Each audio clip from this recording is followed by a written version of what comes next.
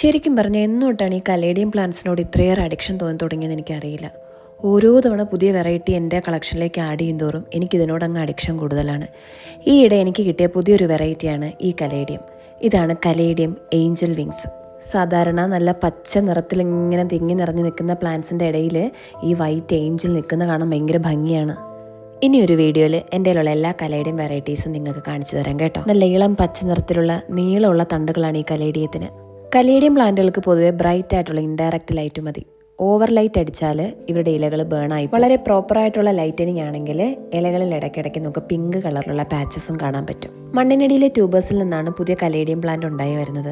So ഈ tubers cut ചെയ്ത് നടുന്നത് വഴിയും പുതിയ കലേഡിയം നമുക്ക് ഉണ്ടാക്കിയെടുക്കാം. ലൂസ് ആയിട്ടുള്ള പോട്ടിംഗ് മിക്സ്ചർ മതി. അതുപോലെ തന്നെ വെള്ളം അധികമാവാതെ നോക്കണം, കാരണം ട്യൂബേഴ്സ് പെട്ടെന്ന് അഴുകി പോകാൻ ചാൻസ് ഉണ്ട്. 2 മാസത്തിലൊരിക്കൽ ഫെർട്ടിലൈസറൊക്കെ കൊടുത്താൽ ഇലകളൊക്കെ നന്നായിട്ട് വളരും. അപ്പോൾ ഈ വെള്ളമാലാക്കി ഇഷ്ടപ്പെട്ടെങ്കിൽ പറയണേ.